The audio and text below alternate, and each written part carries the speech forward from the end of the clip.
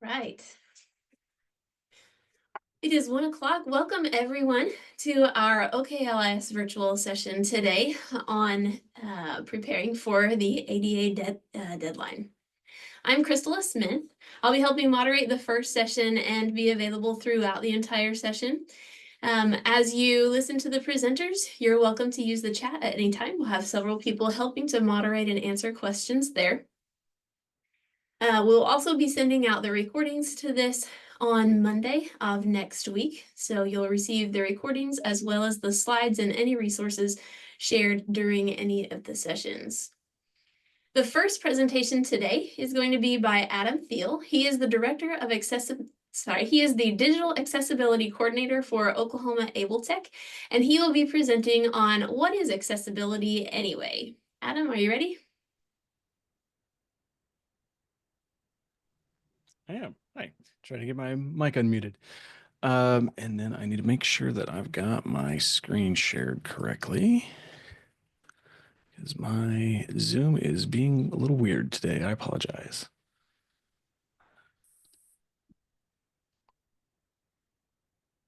And I need that screen, but I need it to switch. There we are. Okay. Can everybody see my slides now? Yes. Okay, perfect. All right. So, yeah, my name is Adam Thiel. I'm the Digital Accessibility Coordinator with Oklahoma AbleTech. And today we're going to be covering some things about accessibility that hopefully will be able to help you kind of know more about this new ADA law that came out and some things that you can do for your digital content to make it more accessible. So first, I'm going to cover just kind of who AbleTech is, a little bit about us, and then kind of dive into the accessibility features. Excuse me. Fighting, just like everybody else in the state, seems like fighting a little bit of illness, so I apologize. So who is AbleTech and why are they talking to me today? We are Oklahoma's Assistive Technology or AT-ACT program. There's an AT-ACT program in every U.S. state and territory, so there's 56 total, and we are technically a sponsored program of Oklahoma State University.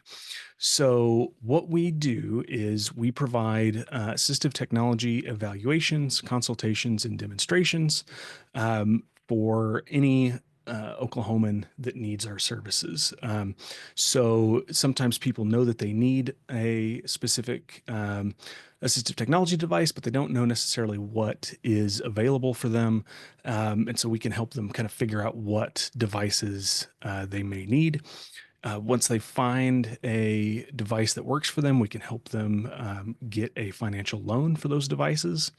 And we can also let people take devices home for up to about 6 weeks generally, so that they can try out the devices in a real world situation to know whether that device will actually work for them or not. We also take in durable medical equipment donations and clean them up and refurbish them and give them back out to members of the community. That's with our reuse program, and that's free of charge for most of those devices. And we also provide digital accessibility training and technical assistance. And so that's why I'm here talking to you today. For more information about all of our services, you can go to okabletech.org, and it will give you as much information as you want on anything else that we do. But for today, I'm going to get into an introduction for what accessibility is and kind of why it's important and why you should be caring about it before we get into the specifics of the new law. So to just kind of define accessibility, it is the practice of making information, activities, and environments usable and meaningful for as many people as possible. So in other words, it means ensuring that everyone, including people with disabilities, can receive, understand, and act upon information and services as easily as everyone else. And it really is that last part of the last sentence there that's the most important. As easily as everyone else, right? People with disabilities have a right to be able to access your content just as easily as everyone else does. So a uh, interesting statistic that a lot of people don't think about is that up to 1 in 4 adults in the United States have some form of disability, and that's about 27% of the population. And these numbers are actually pretty low. This is a conservative estimate because it's based off of the number of people that self-report, right? So the actual number is much higher than this. And this statistic just tends to blow people's minds sometimes when I tell them this. So, it's not a small portion of the population that we're talking about here. And so you really want to make sure that you are thinking about accessibility because you might be unintentionally leaving, almost 30% of your audience out if you don't. So just, generally in day-to-day life, and feel free to unmute and jump in here if you have an answer to this, but you can put it in the chat too. What are some examples of accessibility that you are already familiar with that you see in kind of your everyday lives?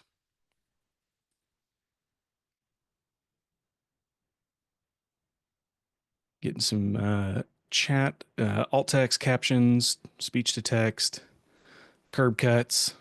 Yep, curb cuts is a good one. Braille. Yep, those are all great answers. And so the most people, when you talk about accessibility features, kind of the first thing that comes to mind is going to be, if I could get there we go. Now my slides are working again. Are kind of the physical things that people are kind of used to, right? So automatic doors, ramps, curb cuts, that kind of thing. But it does also, accessibility also matters for digital content too, right? And so people were mentioning captions and alt text. And so the big thing with kind of all of these features is that they benefit everybody, right? They are critical for people with disabilities, but they also have a side effect of just being more useful generally for everybody. And that's kind of a good thing to keep in mind as you are creating your content is that's what it's all about, right? You want to be creating content that everybody can access regardless of ability. So, I guess, does anybody have any questions before I jump into um, the specific laws and guidelines? I want to give a chance to.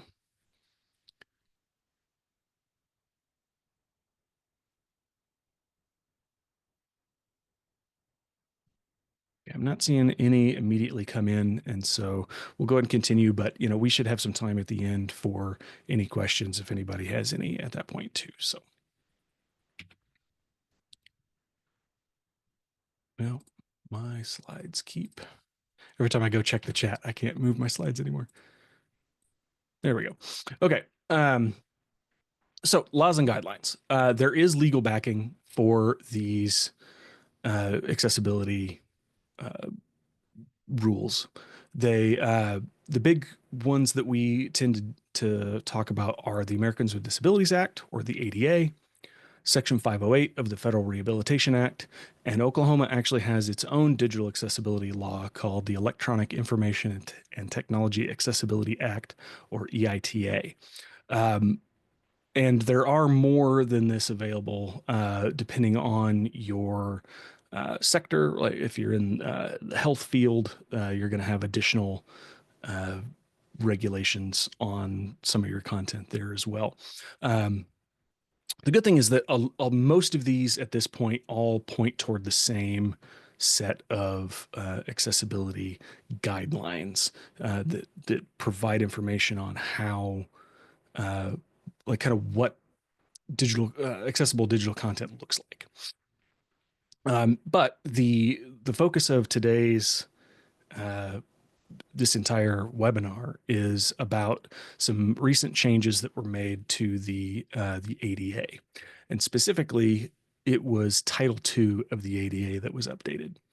So if you're unaware, title or the ADA is broken up into five different titles, and they all cover different sectors, right? So the one that we're concerned with today is ADA Title II, which specifically talks about any state and local government entity, right? So that does cover universities, and like libraries, public schools, uh, government offices, that kind of thing. And what was changed in the ADA, Title II was already a thing, but what they have added is specific digital accessibility requirements that are now added to the ADA Title II. So, what they've done is they've added the WCAG 2.1 AA as the accessibility standard to meet. I'm going to explain a little bit what that means more in just a second. But um, up until this point, it has just kind of been generally accepted that the ADA applies to digital spaces. Now it explicitly does. So the Department of Justice is who files these laws and is kind of in charge of the enforcement of these things. And they have put out a fact sheet that covers the ADA Title II update. And we will be sending out resources after the webinar today that will have so you'll be able to have all the links to all these things that I'm talking about. But you can just Google the DOJ ADA Title II fact sheet, and it will come up if you're interested. But it does a really good job of explaining kind of what changed and why, and what your obligations are there. But so I mentioned the WCAG. The WCAG stands for Web Content Accessibility Guidelines. It's an international accessibility standard, and a lot of the laws that I mentioned before all kind of point to the WCAG. So that it kind of makes it the gold standard for what you need to know in order to make your content accessible. Within the WCAG, there are three different levels of conformance: level A, AA, and AAA. And the new ADA Title II regulations specifically call out version 2.1 AA as the kind of minimum level of accessibility that you need to reach. I mentioned earlier that there's a lot of different organizations that are affected by this, and it's state and local government offices, police departments, courts, election offices, down the line here. But it does explicitly cover all public schools, community colleges, and universities in the state. Another important aspect with this is that it also covers vendors. So any vendor that any of those organizations utilize are on the hook to provide accessible content as well. So the big part of this is going to be making sure that any contracts that you're signing, any agreements that are being put into place, need to reference that they need to require that this content that these vendors are creating for you are accessible to this new ADA rule, right? It needs to be WCAG 2.1 AA compliant, because part of the law requires that anything that as a organization that falls under Title II, basically you are assuming the responsibility of making sure that your content is accessible, regardless of kind of where it comes from. So you need to be making sure that you have accessibility language in any of your contracts, starting as soon as possible, because even though, and we'll talk about this a little bit too, the law adds a timeline. It gives you a little bit of time to get compliant with this new law, but you don't want to wait until your compliance date to start doing these things, right? Like, you need to be taking steps today to make sure that once that deadline happens, you're compliant from kind of then forward. And so you don't want to be locked into contracts that don't have this language in it past the deadline. Excuse me again. So the law says your digital content needs to be accessible. What does that cover? Uh, Generally speaking, it's going to cover any documents, web content, and mobile apps that you have. And it's important to note that the law does not make any distinction between public and internal content. So you can't skirt these requirements by saying, oh, well, it's all this content is, nobody in the public can access it. It's just for our internal use. Doesn't matter because you may have employees that have disabilities that are going to need access to that content too. And so best practice is to just make your content accessible regardless of who's going to be using it or where. And then you're kind of covered. All your bases are covered as far as this law goes. Um, so again, like just kind of what types of digital content needs to be accessible. The answer is technically everything, right? Websites and mobile apps, documents, social media is another big one. Any videos, public and internal content, third-party products and software. We've covered some of those. Um, the the law does have some exceptions, right? So that's why there's an asterisk next to everything. But it's important to note that the exceptions are only they only apply up until your compliance date. Anything after the compliance date, none of the exceptions apply. So really the exceptions are only in place to kind of help focus your attention until your compliance date. Um, and so it's, the thing we always try to tell people is, you know, usually when we say, technically everything is accessible, everybody kind of freaks out, right? Um, take a breath. It's okay. Nobody expects you to fix 40 years worth of your content overnight, right? Accessibility is a process, it's not a destination, but you do need to be taking steps to ensure that your content is compliant by your date and moving forward from that point that you continue making digital content that's accessible from then on. So let's talk about kind of how you can do some of that. We have we do a lot of trainings on digital accessibility, and we've developed a framework that we call our 4 core skills for digital accessibility. And what this does is, the WCAG contains a lot of different things, but they all kind of fall into 4 major categories that we like to tell people about. And the 4 core skills that we kind of narrowed all this down to are using good structure, creating equivalent experiences, making content readable, and using color carefully. If you can kind of master these 4 things, then your content will just naturally be way more accessible than it was before. You still won't be fully WCAG compliant by just doing these 4 things, but you will be much more on your way. This is a really good starting place to kind of start moving that needle. And then once you can kind of get these things in place, then you're in a much better position to move forward onto some of the other requirements. So we're going to just kind of quickly walk through some of these. There are multiple things that fall into each of these categories. Like I said, in the interest of time, I'm not going to be able to go through all of them today, but I will kind of give a brief overview about each of these as we go.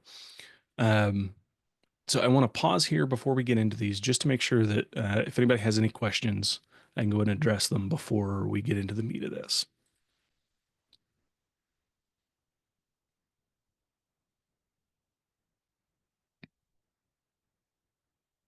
Um, I have a quick question about the exceptions, and I was just trying to understand. We have legacy publications Mhm. um, that are hosted on our site, um, and I'm wondering whether or not those fit under those exceptions or how to really figure that out. Sure. And I will note that some of the other sessions later on today will dig more into kind of the specifics of some of those exceptions. Okay, But I can wait till then. well, yeah, I mean, I will let you know though that yes, like one of the exceptions is for archived content. And so, but that has a very specific definition of what qualifies as archived content, and you have to handle it a specific way. So, you know, kind of depending on your specific situation, it may or may not apply. And that's a good segue to I'm not a lawyer. So, so any of this information, you know, needs to be vetted through your legal teams, right? They need to be reading these laws, checking them out, making sure that you know, kind of what is required of your organization, and you know, we can provide you know, kind of our best opinions on these, but as I said, like please don't take any of my advice as legal advice. Thank you. Yeah. Okay. Um, so I'm gonna move on here. So yeah, so the first core skill that I mentioned was using good structure. And so structure is crucial for people that use assistive technology. And it's generally easy to add with tools that are already built into whatever software you're using to create your content. And so, what do I mean by structure, right? Well, imagine you go to a web page and it looks something like this, right? It's just a giant wall of text. You can't tell where things start, where things end. Are there multiple stories here? Are there paragraphs? You know, I have no idea. Um, Without adding structure to your content, this could be what your website looks to somebody that is using assistive technology, right? Um, it's hard to navigate. You can't find anything, and we don't want that to be the experience of somebody that encounters your content, right? So the kind of easiest way to break up content like this is to use headings, right? They help organize your content into sections.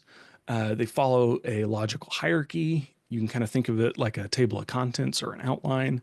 And they help create a similar experience for everybody. And so, you know, if you know, nobody reads a newspaper just straight through, right? You're going to scan the page for a big title that, you know, tells you about what is in that section. And then if you want to read that section, then you drill down and continue reading from there. So adding headings to your content gives people that are using assistive technology that same functionality. There are keyboard shortcuts where they can jump from heading to heading and just kind of really quickly scan through your content to find what they actually want to read, as opposed to having to read through your entire web page line by line, or your content, you know, whatever it is, to find what they're looking for. And so different platforms handle this different ways. And so, unfortunately, I'm not going to be able to get into kind of the specifics of how to do this here. But just know that you should be looking for ways to add headings to your content to help facilitate accessibility. The second core skill is creating equivalent experiences.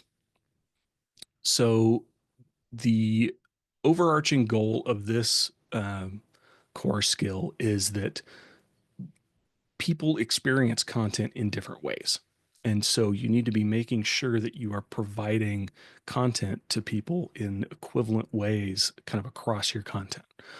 One of the easiest ways to do this, and the one that people are probably the most familiar with, I would say, is adding image descriptions for any visual objects. So The most common way that this is done is through alt text. Somebody mentioned that earlier when I asked about accessibility features. And basically it boils down to every single image that you put into your content needs some form of image description, whether that's alt text or marking that image as decorative. Um, you should be describing every image in some way. And a good, uh, kind of way to keep in mind what makes good alt text is, how would you describe an image to someone over the phone? You're not going to necessarily describe the every single tiny detail about the image, right?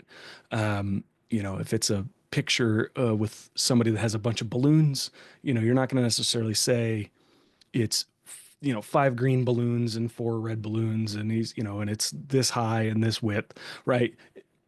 Saying a person with 4, with balloons might be enough.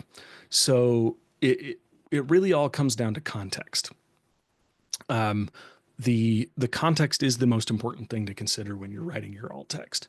And that's because the same image, but used in 2 different contexts, will need different explanations for those images, right? So we're going to do a little experiment here, a little exercise. And I want everybody to jump in with an answer of what alt text would work for this image. What would you write for alt text for this image? Puppy. Puppy. Okay. In chat, we've got corgi on a bench, dog sitting on a bench. Yep. And those are, that's the most common answer that I get. And they're wrong. This is a killer dog on the loose, right? Authorities are searching for a vicious dog attacking people in downtown park. The context completely changes what alt text is appropriate for this image, right? So this is a really silly example, but it really helps kind of drive home the point that, depending on how your image is being used in your content, it's going to completely change what types of description you need to add for that image. So as the person creating the content, you are going to be the best person to know why you chose that image, what the context is, and so you should be the person writing the alt text for your content. A lot of times it is more of an art than a science. It is subjective a lot of times, and that's okay. It's much more important to include alt text than to worry about whether that alt text is air quotes correct, right? Any description is better than no description. And so don't worry so much about, kind of what is correct for that image. As long as you are taking the effort to describe it in some way, that goes a long way to making your content accessible. All right. For the next core skill, making content readable. This one is fairly straightforward, but I'm going to talk about a few things kind of baked in here. You should be considering the reading level of your content. And if you are producing content for just kind of a general public audience, we recommend trying to aim for an 8th grade reading level or lower. That is tends to be, the average reading level of the American public. And but you don't want to limit yourself to that if you are, teaching a graduate level, science class, right? You need to write to your audience, but you should at least be considering the reading level of your audience as you go. We like using a tool called Hemingway to quickly check your content's reading level. It kind of works like Grammarly. You can post or paste text into it, and it will tell you kind of if there's any problematic sentences, and we'll also give you a really quick readout of the grade level as you go. Kind of tying into that is you want to use plain language where you can. You know, there's quite a few things that go into plain language. The kind of the biggest one is avoiding legalese, right?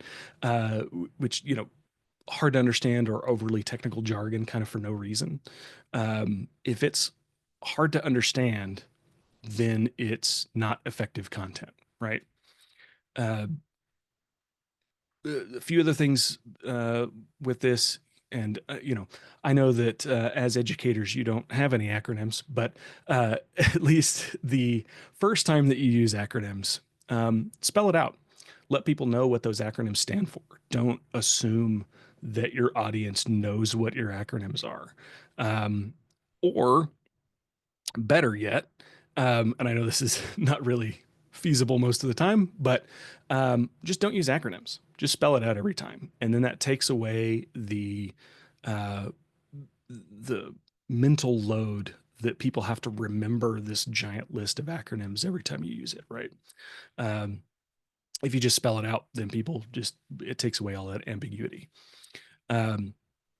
Active voice tends to be more understandable than passive voice a lot of times. And you want to make sure that you're using the same terms consistently as you go. I want to point you to plainlanguage.gov. It's a really good resource for kind of explaining. It gives good examples of like actual government documents and how they were written before versus how they were written after using plain language, and the differences are dramatic.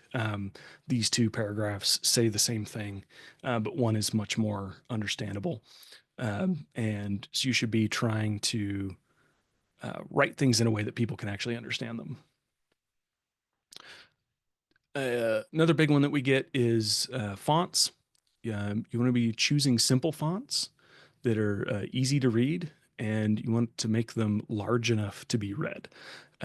For most documents, that ends up being about a 12-point minimum. But again, I have another asterisk here because that's going to depend on your specific font that you choose, right? 12-point Arial looks much different size than 12-point Times New Roman, for example. People often ask us, well, what's a good font? Well, again, it's kind of subjective. As long as you are making sure that the fonts are, simple and understandable, that goes a long way. I can't tell you like specifically one font versus another because some people will prefer different things in different fonts. But the bigger thing is trying to look for unique letter forms. So, for example, in Arial, a capital I and a lowercase l look identical. That's potentially an issue, right? That can cause issues with readability. And so if you can find a font where a capital I and a lowercase l are slightly different, that helps with readability. Right, and the final core skill I want to cover today is using color carefully. The important thing here is that everybody sees color differently. So we can't rely on our eyeballs to know whether something has enough color contrast. And the WCAG guidelines, that is what it is concerned the most with color, is that basically like colors need to be different enough from each other to be considered perceivable. So this is the most technical part of today that I'm going to get into. You have to use a third-party tool to be able to check color contrast because, like I said, our eyeballs are not good enough at it. So there's lots of different contrast checkers available online. Our favorite one is TPGI's Color Contrast Analyzer. That's the tool that I have a screenshot of here. It makes checking contrast really easy. You just use the eyedropper tools, click your two different colors, and it spits out a contrast ratio for you. The minimum contrast ratio in the WCAG for color contrast is 4.5 to 1. That's kind of the magic number. If your content has at least that amount of contrast, then you're going to pass the requirements. The like I said, the contrast analyzer tool it's free.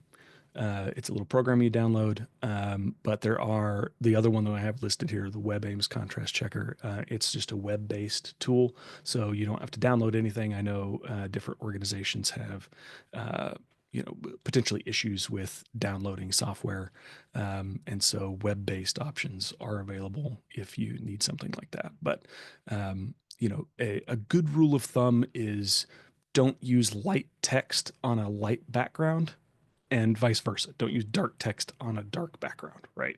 You want to have enough difference in the brightness levels of the text and the background to be actually readable. The other part with color, there's kind of another half to it, is you don't want to use color as the only way to tell things apart. And that's because people are colorblind. Or they may have low vision or be completely blind, right? And so if the only thing that tells things apart is the color, that's just kind of setting people up to not be able to tell those things apart. And so I've got a silly meme here of a starship captain sweating because he has to push the red button to cancel the self-destruct, but he's colorblind, and the only thing telling the buttons apart are the color. That's an issue, right? So now he suddenly finds himself in a situation where it's a 50-50 chance whether he accidentally blows himself up. And a simple solution to that is just add a label to that content, right? You can use, it's okay to use color. Color is a good differentiator for people that can see it, but you don't want to rely on that as the only way to differentiate things. So you want to use at least one other way, like a symbol or text. The area that we see this kind of most often come up is like in a chart, where you'll have two different lines, and the only thing differentiating the lines is that they're a different color. That's an issue. So adding a symbol to each of the data points, where triangles mean this, and circles mean that, that helps people differentiate between the two things regardless of what color it is. So so those are kind of the 4 core skills: using good structure, creating equivalent experiences, making content readable, and using color carefully. And like I said, if you can kind of start adding those to your content, then you will be well on your way to making accessible content in the future and getting ready for these accessibility regulations.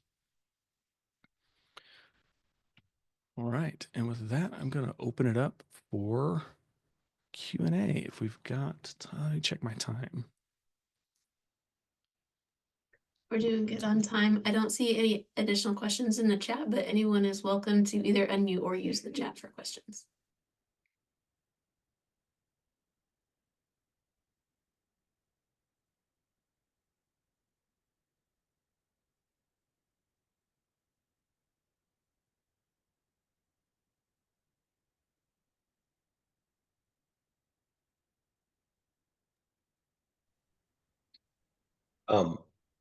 I did want to point out that where headings are concerned, nearly every web authoring tool that is currently available has headings baked into it you can use, and the same goes with Word.